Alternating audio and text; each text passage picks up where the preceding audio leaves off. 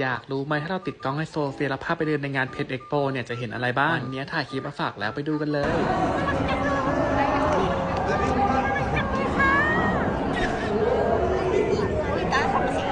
น้องพลอยกดที่น้องให้แล้วเก่งจังเลยเก่งจังเลย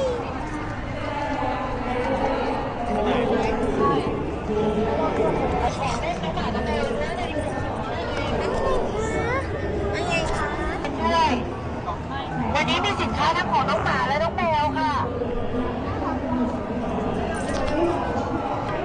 เล่นกิจกรรมเล่นกับรถภาพนะคะ